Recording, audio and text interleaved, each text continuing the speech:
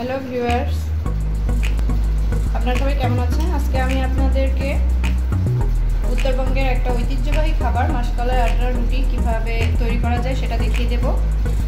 এটা সাধারণত বিভিন্ন ধরনের ভর্তা দিয়ে খাওয়া হয়। এখানে আমরা নিয়েছি ধনেপাতা ভর্তা, নিয়েছি কাঁচামরিচ ভর্তা এবং নিয়েছি টমেটো ভর্তা। আমরা এই রুটিটি তৈরি করেছি লাইবা রুটি মেকার দিয়ে। এটা অনেক কম সময়ে অনেকগুলো রুটি পারফেক্ট শেপে তৈরি করা যায়। দেখতে পাচ্ছেন, যারা ঝাল খেতে পছন্দ করেন তাদের জন্য একটা খুবই পারফেক্ট রেসিপি।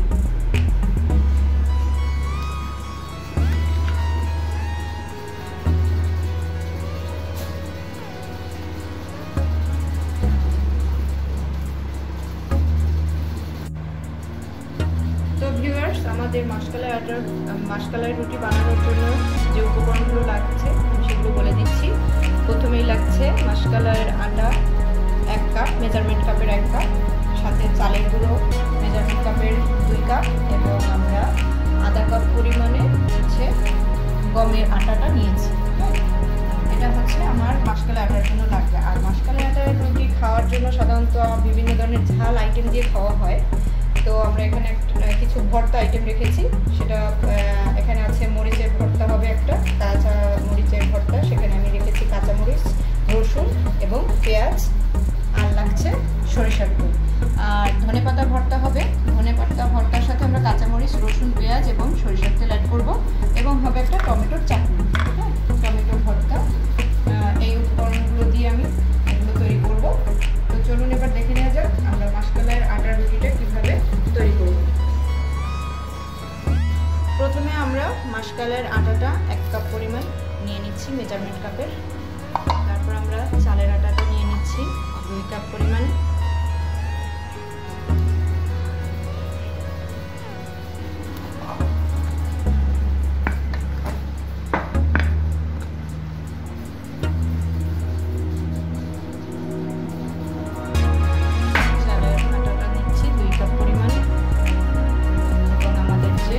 গমের আটা সেটা আমরা নেব মেজারমেন্ট কাপে আধা কাপ। তারপর আমরা স্বাদ মতো লবণ দিব।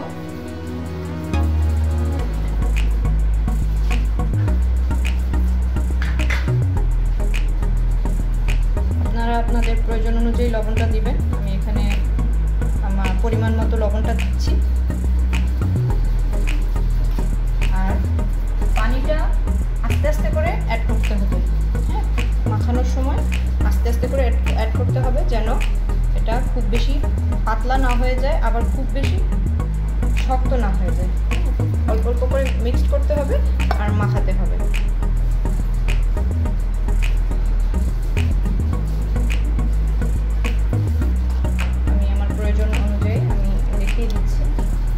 একবারে বেশি দিয়ে দিলে অনেক সময় পাতলা হয়ে যেতে পারে, এই জন্য আমরা আস্তে আস্তে দিয়ে দিয়ে এটা খামিটা তৈরি। খামিটা হয়ে গেছে, আমরা এখন এটা দিয়ে রুটি তৈরি করব।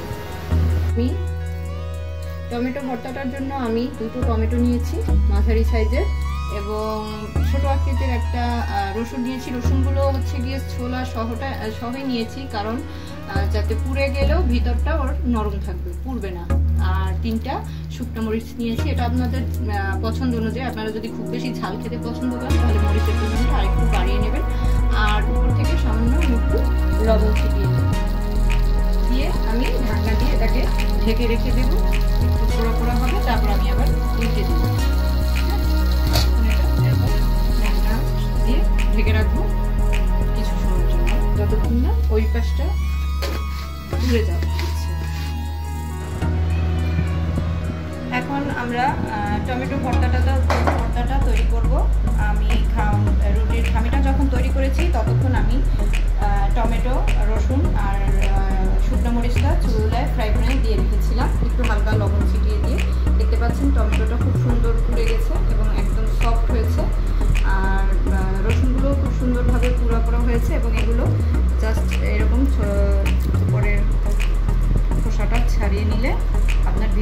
একদম নরম হবে। এই টমেটো ভর্তাটা একটু রসুন বেশি দিলে এটা একটু আলাদা অন্যরকম ফ্লেভার তৈরি হয়, সুন্দর মজা একটা রেসিপি হবে এটা। তো ভিউয়ার্স, আমি এখন কাঁচামরিচের যে ভর্তাটা সেটা এখন তৈরি করব। আমি এটা শিলপাটায় বেটে তারপর তৈরি করছি। আপনারা চাইলে এটা ব্লেন্ডারেও করতে পারেন।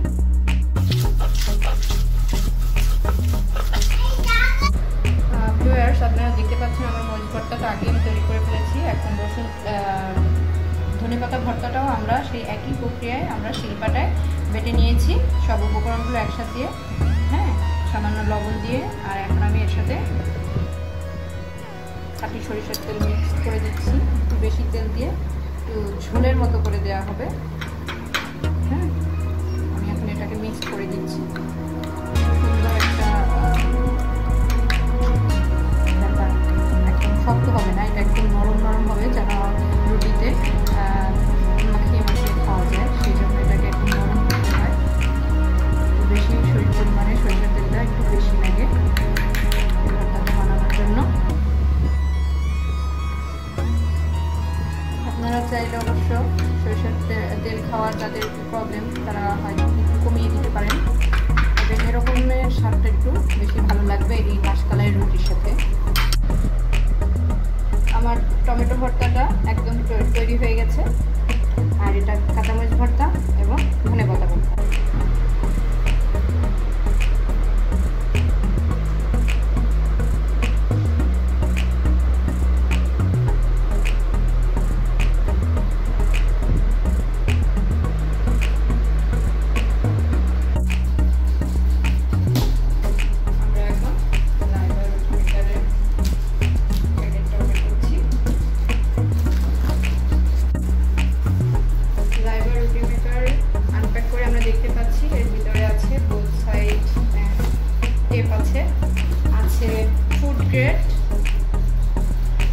র্যাপিং পেপার এবং আছে ম্যানুয়াল, যেটাতে আপনারা পুরো পদ্ধতি এখানে দেয়া আছে বিস্তারিতভাবে। আমি আজকে রুটি বানানোর জন্য SM 500 মডেলটা নিয়েছি। আমার রুটির জন্য যে ডোটা আমি বানিয়েছিলাম সেখান থেকে এক একটা রুটি বানানোর জন্য যতটুকু আটার প্রয়োজন আমি ততটুকু করে এক একটা ছোট শেপ দিয়ে নিয়েছি। এখন আমি এগুলোকে রুটি বানাবো।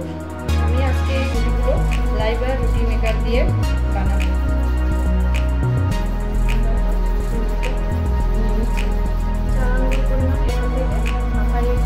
আপনারা ডোটা এখানে রেখে দেবেন সুন্দর করে, তারপর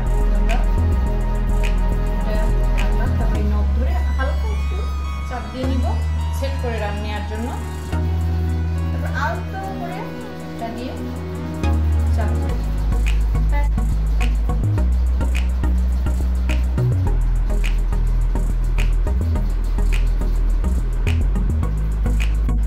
লাইবা রুটি মেকার থেকে প্রতিটি রুটি কত সুন্দর হচ্ছে দেখতেই পাচ্ছেন।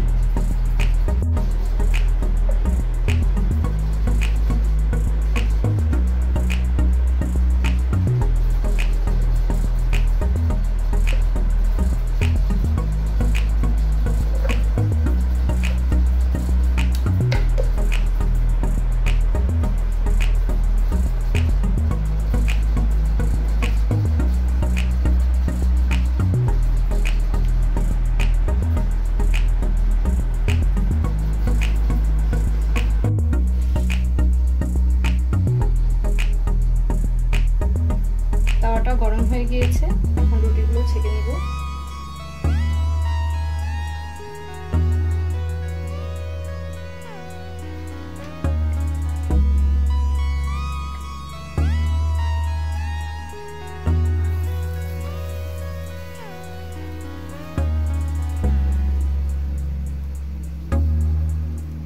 দেখতে পাচ্ছেন রুটিটা আমি তাওয়ায় দিয়ে দিয়েছি, একটু জালটা বাড়িয়ে দিতে হবে।